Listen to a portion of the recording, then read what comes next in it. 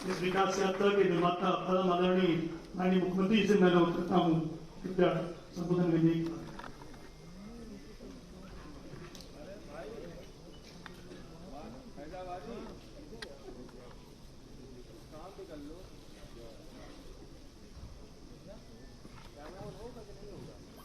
मित्रों, आज की इस विशेष प्रेस वार्ता में मैं अपने सहयोगियों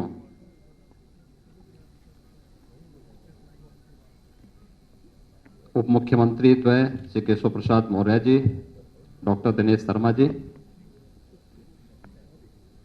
संगठन के प्रदेश के अध्यक्ष माननीय श्री स्वतंत्र देव सिंह जी, प्रदेश के हमारे वरिष्ठ मंत्री वित्त, चिकित्सा शिक्षा और संसदीय कार्य मंत्री श्री सुरेश खन्ना जी की ओर से, अपनी इस पूरी टीम की ओर से आप सबका हृदय से स्वागत करता हूं। पूरे प्रदेश वासियों को आदरणीय प्रधानमंत्री जी के मार्गदर्शन में, उनके निर्देशन में रिफॉर्म, परफॉर्म और ट्रांसफॉर्म के इस मंत्र का एक मूर्त रूप उत्तर प्रदेश को देने के लिए, उत्तर प्रदेश में हुए व्यापक परिवर्तन के लिए उत्तर प्रदेश के 24 करोड़ जनता का अभिनंदन करते हुए उन्हें हृदय से बधाई देता हूं। मुझे हार्दिक संतुष्टि की अनुभूति है कि उत्तर प्रदेश में ठीक आज ही के दिन 4 वर्ष पहले भारतीय जनता पार्टी नेतृत्व की सरकार के सामने उत्तर प्रदेश का दायित्व हमारी सरकार ने संभाला था और पिछले 4 वर्षों के दौरान आदरणीय प्रधानमंत्री जी के मार्गदर्शन में उस समय के राष्ट्रीय अध्यक्ष और राज्य के गृह मंत्री माननीय अमित शाह जी, भारतीय जनता पार्टी के केंद्रीय नेतृत्व और प्रदेश संगठन के पदाधिकारियों और मंत्रिमंडल के अपने सभी सहयोगियों की मदद से हम लोगों ने प्रदेश के अंदर जो परिवर्तन किया है, आज मैं विश्वास के साथ कह सकता हूं कि इस परिवर्तन ने उत्तर प्रदेश को एक नई पहचान दी है। आज उत्तर प्रदेश बीमारू राज्य की श्रेणी से उभर करके देश की सबसे बड़ी अर्थव्यवस्था के रूप में उभरा है। जिस उत्तर प्रदेश की आबादी सर्वाधिक थी, लेकिन जब अर्थव्यवस्था की बात आती थी या प्रदेश में निवेश की संभावनाओं की बात आती थी, निवेश अनुकूल वातावरण से जुड़े हुए मुद्दों की बात आती थी, या उत्तर प्रदेश के प्रति व्यक्ति आय की बात आती थी, तो इसमें हम लोग प्रथम 3 स्थानों में कहीं नहीं टिकते थे। यही नहीं, प्रदेश के अंदर बेरोजगारी की दर, आबादी अधिक थी तो बेरोजगारी की दर भी उतनी ही अधिक होती थी। लेकिन मुझे बताते हुए प्रसन्नता की अनुभूति है कि आज उत्तर प्रदेश निवेश अनुकूल वातावरण बनाने में पूरी तरह सफल रहा। ईज ऑफ डूइंग बिजनेस में, यानी व्यवसाय की सुगमता में, आज उत्तर प्रदेश देश के अंदर 15-16 में जो रैंकिंग हमारी 14वें स्थान की थी, आज वह दूसरे स्थान पर है। देश की 2015-16 में उत्तर प्रदेश की जो अर्थव्यवस्था 5वें-6ठे स्थान पर थी, आज वह दूसरी अर्थव्यवस्था के रूप में देश में उभरा है। और प्रति व्यक्ति आय भी उत्तर प्रदेश में हम लोगों ने इस दौरान जो प्रयास प्रारंभ किए, रोजगार की व्यापक संभावनाओं को आगे बढ़ाया है। प्रदेश के अंदर हर एक सेक्टर में इंफ्रास्ट्रक्चर के लिए, लोक कल्याण के लिए, एमएसएमई या एग्रीकल्चर के फील्ड में जो कार्य हुए हैं, इसके बहुत सार्थक परिणाम सामने आए हैं और इसका परिणाम है कि आज प्रति व्यक्ति आय भी दुगने से अधिक उत्तर प्रदेश के अंदर मात्र 4 वर्ष के अंदर देखने को मिली है। ये जो यात्रा है 4 वर्षों की, ये उत्तर प्रदेश के ओवरऑल परसेप्शन को बदल करके उत्तर प्रदेश के बारे में देश और दुनिया के सामने एक सकारात्मक माहौल देखने को मिला है। इस सकारात्मक माहौल को बनाने में आदरणीय प्रधानमंत्री जी का मार्गदर्शन, मेरी टीम के सभी सहयोगियों के परिश्रम और प्रदेश की जनता ने जनप्रतिनिधियों के साथ मिलकर के जो फील्ड में रहकर के प्रशासनिक टीम के साथ मिलकर के कार्य किया है, ये टीम वर्क जो हर एक क्षेत्र में देखने को करने को प्राप्त हुए हैं, आज उसका परिणाम है कि उत्तर प्रदेश देश के अंदर नए भारत के नए उत्तर प्रदेश के रूप में उभरा है। मित्रों, ये वही उत्तर प्रदेश है जिस उत्तर प्रदेश में आज से 4 वर्ष पहले तक केंद्र की किसी भी योजना में उसका कहीं कोई स्थान नहीं होता था। ये सभी योजनाएं आम नागरिक के जीवन में व्यापक परिवर्तन का कारक बनी हैं, उस समय भी बन सकती थी। याद करिए 2014 में जब प्रधानमंत्री मोदी जी ने देश के प्रधानमंत्री के रूप में शपथ ग्रहण किया था और उसके उपरांत एक एक करके जो योजनाएं देश के अंदर लागू हुई, उन योजनाओं को समयबद्ध ढंग से तत्कालीन सरकार ईमानदारी के साथ उत्तर प्रदेश के अंदर लागू करती, बहुत बड़ा परिवर्तन उस समय किया जा सकता था। सरकारों ने रुचि नहीं ली या उससे पहले उस प्रकार की सोच नहीं थी। केंद्र सरकार के साथ मिलकर के राज्य ने जो उपलब्धियां हासिल की, उसका परिणाम है कि आज हम लोग प्रधानमंत्री आवास योजना में देश के अंदर, चाहे वह ग्रामीण क्षेत्र हो या शहरी क्षेत्र की, प्रधानमंत्री आवास योजना में उत्तर प्रदेश नंबर 1 स्थान पर है। स्वच्छ भारत मिशन जो देश के अंदर दुनिया का सबसे बड़ा एक अभियान था, जिसने प्रत्येक नागरिक के जीवन में व्यापक परिवर्तन करने के साथ ही नारी गरिमा का भी जो प्रतीक बना, इसने व्यापक परिवर्तन का कारण, सबसे बड़ी चुनौती इस मार्ग में उत्तर प्रदेश था। उत्तर प्रदेश ने 2017 से जो कार्य प्रारंभ किया, 2,61,00,000 से अधिक शौचालयों का निर्माण करके देश के अंदर प्रथम स्थान भी प्राप्त किया। केंद्र सरकार की वे सभी योजनाएं, प्रधानमंत्री उज्ज्वला योजना, प्रधानमंत्री सौभाग्य योजना, प्रधानमंत्री उजाला योजना, प्रधानमंत्री किसान सम्मान की योजना, यानी इससे जुड़ी हुई जितनी भी योजनाएं थी, इन सभी योजनाओं में उत्तर प्रदेश जहां पहले बहुत पीछे हुआ करता था, किसी में 23वें नंबर पर, किसी में 27वें नंबर पर, आज उन सब में उत्तर प्रदेश अपनी एक बेहतरीन कार्य पद्धति के कारण पहले स्थान पर है। तो खाद्यान्न उत्पादन में भी उत्तर प्रदेश ने इस दौरान बेहतर प्रदर्शन किया है। हम लोगों ने इस दौरान प्रदेश के अंदर किसानों के हितों के लिए जो कार्य प्रारंभ किए, हम सब जानते हैं कि देश के अंदर किसान राजनीति के एजेंडे का हिस्सा ईमानदारी के साथ 2014 के बाद बना, जब सॉइल हेल्थ कार्ड, प्रधानमंत्री फसल बीमा योजना, प्रधानमंत्री कृषि सिंचाई की योजना जैसी योजनाएं लागू हुई। लेकिन लागत का 1.5 गुना एमएसपी किसान को मिले, ये 2018 में प्रधानमंत्री मोदी जी ने इसे देश के अंदर लागू किया। उत्तर प्रदेश में 2017 में हम लोगों ने प्रोक्योरमेंट की पॉलिसी लागू की, रिकॉर्ड मात्रा में खाद्यान्न का क्रय हमने सरकारी क्रय केंद्रों के माध्यम से करना प्रारंभ किया। और मुझे बताते हुए प्रसन्नता है कि डीबीटी के माध्यम से केवल खाद्यान्न का 66,000 करोड़ रुपए से अधिक की राशि किसान के खाते में देने का कार्य इस दौरान सरकार ने किया। गन्ना किसानों के जीवन में कितना परिवर्तन हो सकता है, ये वही प्रदेश है जो कभी गन्ना उत्पादन में नंबर 1 पर था, लेकिन बीच के कालखंड में चीनी मिलों को अपने स्वार्थ के लिए बंद करना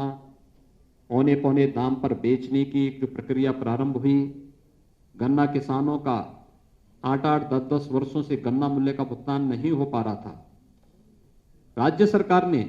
2017 में जो कार्य पद्धति आगे बढ़ाई, उसका परिणाम है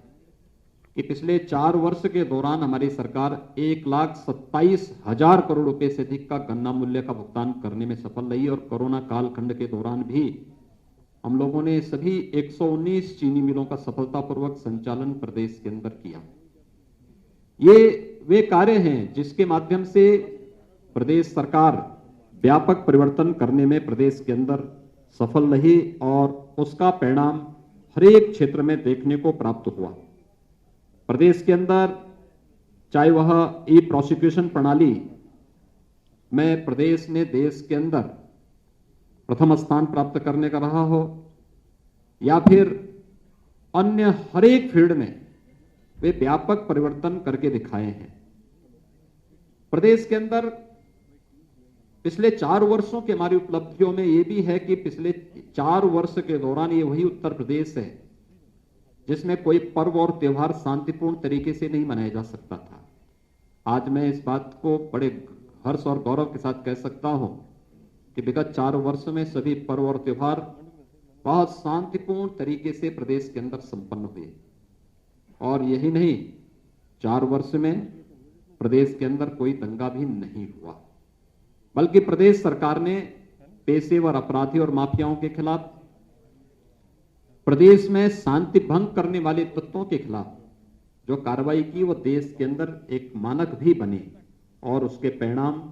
देश के अंदर भी और हर एक तबके ने उसको बहुत सकारात्मक भाव के साथ लिया। और आज उसका परिणाम है कि प्रदेश के बारे में लोगों के मन में एक धारणा बदली। आज प्रदेश व्यापक निवेश की उन संभावना का एक सबसे अच्छे गंतव्य के रूप में बना है, जहां पर पहले कोई आना नहीं चाहता था, असुरक्षा का भाव था, दंगों के कारण संपत्ति की क्षति का भय होता था। आज उसे इस बात का भय नहीं है। आज हर एक देश और दुनिया का निवेशक का पहला निवेश का सबसे अच्छा गंतव्य कोई दिखाई देता है तो उत्तर प्रदेश उसका सबसे अच्छा गंतव्य है। पुलिस रिफॉर्म के मामले में भी हम लोगों ने इस दौरान अच्छे काम किए। वर्षों से जो मांग होती थी पुलिस कमिश्नरी सिस्टम की, वह हम लोग प्रदेश के अंदर लागू करने में सफल हुए।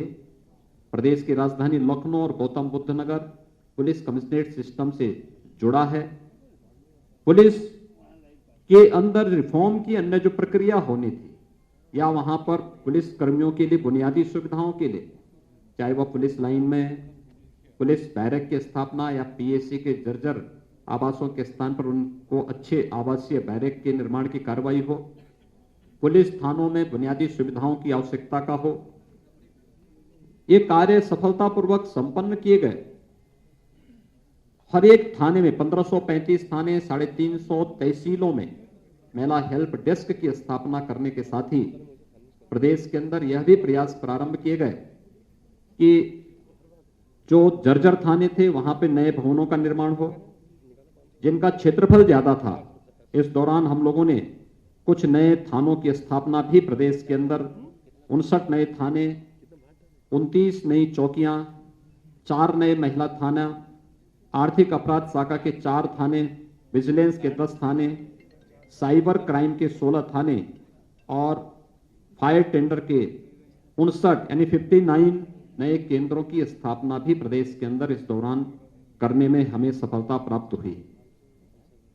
अपराध की प्रकृति बदलने के साथ ही प्रदेश के अंदर उस दिशा में नए प्रयास भी प्रारंभ हुए। खासतौर पर 18 जो हमारे रेंज हैं, इन सभी 18 रेंज में नई विधि विज्ञान प्रयोगशालाओं की स्थापना की कार्रवाई को भी प्रदेश सरकार ने तेजी के साथ आगे बढ़ाने का कार्य किया।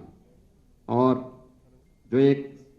प्रदेश के अंदर जीरो टॉलरेंस की नीति अपराध और अपराधियों के प्रति प्रदेश सरकार की रही है, उसका परिणाम रहा है कि 16-17 की तुलना में अगर हम प्रदेश के अंदर कानून व्यवस्था से उसकी तुलना करें या सुरक्षा के मामले में देखें तो डकैती में 65.72%, लूट में 66.15%, हत्या में 19.80%, बलवा में 40.20%, बलात्कार की घटनाओं में 45.43% की कमी भी देखने को मिली है। प्रदेश ने इस दौरान तमाम अन्य कार्यक्रम, महिला सुरक्षा के बारे में जो मैंने पहले महिला हेल्प डेस्क की बात की, इसके अलावा 18 जो हमारे पुलिस परिक्षेत्रीय कार्यालय हैं वहां पर महिला साइबर क्राइम सेल की स्थापना, 18 परिक्षेत्र जनपदों में थाने के समकक्ष एक महिला पुलिस चौकी परामर्श केंद्रों की स्थापना भी इस दौरान यहां पर संपन्न की गई। प्रदेश के अंदर कृषि विज्ञान केंद्र, किसानों को आधुनिक तकनीक के साथ जोड़ने के लिए 20 नए कृषि विज्ञान केंद्रों की स्थापना प्रदेश के अंदर इस दौरान स्थापित की गई। प्रधानमंत्री कृषि सिंचाई योजना के माध्यम से प्रदेश के अंदर वर्षों से लंबित यानी दशकों से लंबित जो कृषि की सिंचाई की परियोजनाएं थी, बाणसागर की परियोजना 4.5 दशक से लंबित पड़ी हुई थी। सरकार आने के बाद इस प्रकार की इन सभी परियोजनाओं को पूरा किया गया। 11 सिंचाई की परियोजनाएं अब तक प्रदेश के अंदर जो दशकों से वर्षों से लंबित पड़ी हुई थी उन्हें पूरा करने में हमें सफलता प्राप्त हुई, जिसके कारण प्रदेश के अंदर 2.21 लाख हेक्टेयर अतिरिक्त सिंचाई की सुविधा उपलब्ध हुई और 2,33,000 से अधिक किसान इससे लाभान्वित हुए। इस वर्ष के अंत तक हम लोग लगभग 9 अन्य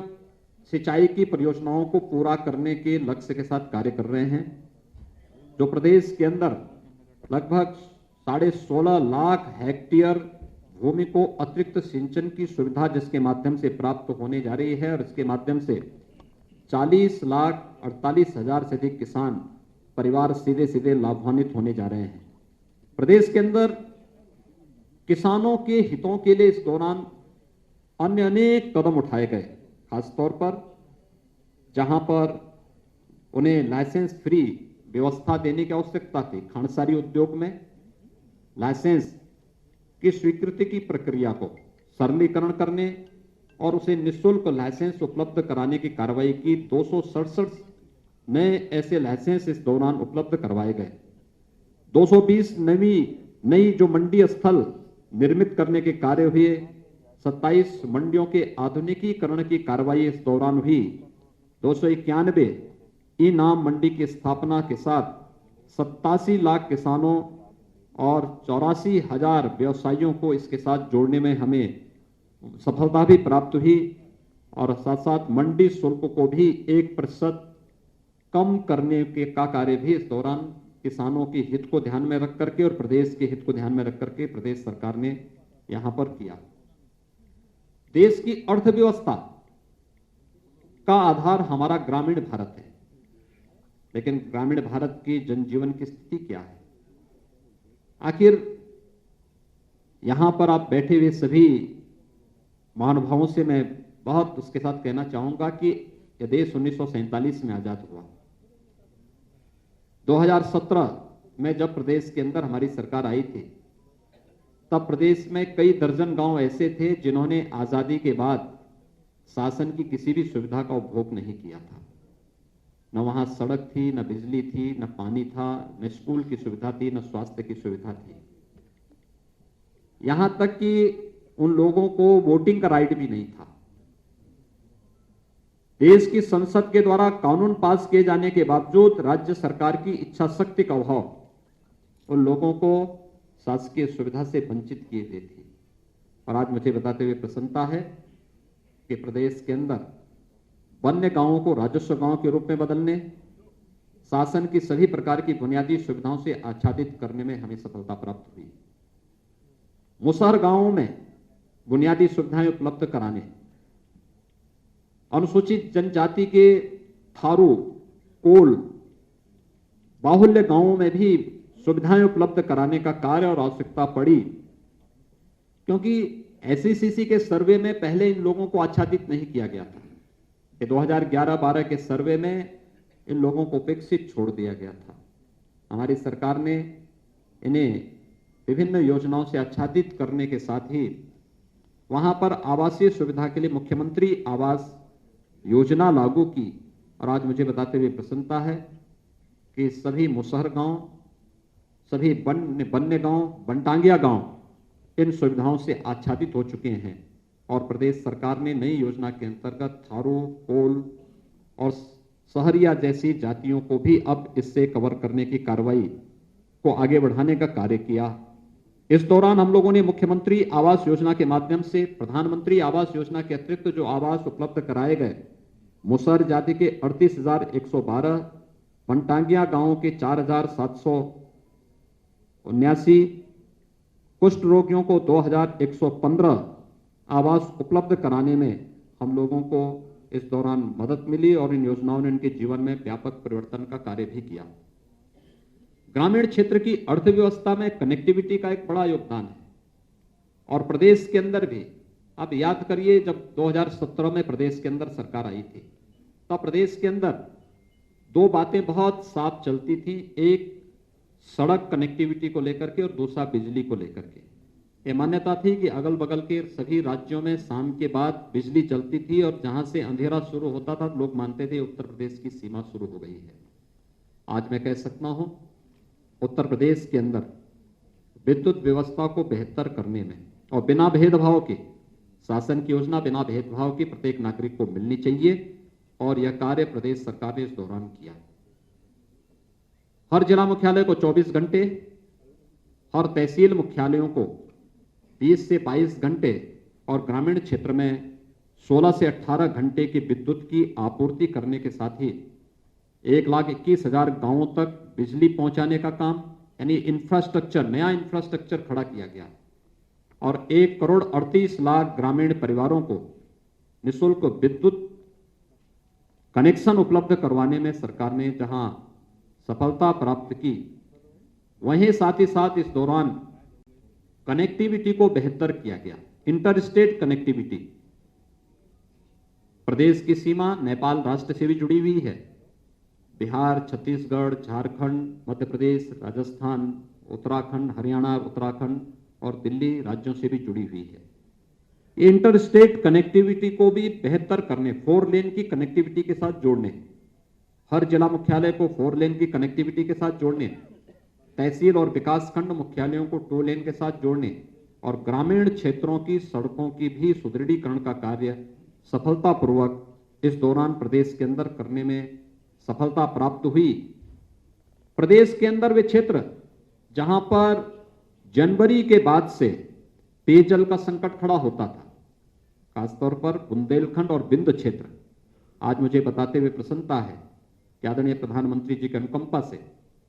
हम लोगों ने बुंदेलखंड में जल जीवन मिशन के अंतर्गत वहां पर हर घर नल की योजना लागू कर दी है और इस वर्ष के अंत तक प्रयास है कि ज्यादातर गांवों में शुद्ध पेयजल की आपूर्ति होती भी दिखाई देगी। यानी ये एक व्यापक परिवर्तन के कारण है। हमने खेत को भी पानी दिया, हर घर को भी शुद्ध पेयजल की आपूर्ति के साथ जोड़ने का कार्य किया जा रहा है और यह बुंदेलखंड क्षेत्र के साथ एक बुंदेलखंड और बिंद क्षेत्र में यह कार्य जहां प्रारंभ हो चुका है, वहीं प्रदेश के 30,000 अन्य राजस्व गांवों के लिए भी जल जीवन मिशन के अंतर्गत शुद्ध पेयजल की आपूर्ति के लिए डीपीआर की कार्रवाई अंतिम चरणों में चल रही है और बहुत शीघ्र इन 30,000 गांवों के लिए भी पेयजल की आपूर्ति की कार्रवाई जल जीवन मिशन के अंतर्गत लागू करने का कार्य प्रदेश सरकार करने जा रही है। ये केवल पेयजल की स्कीम लगाना नहीं, 10 वर्षों तक वहां पर इस योजना को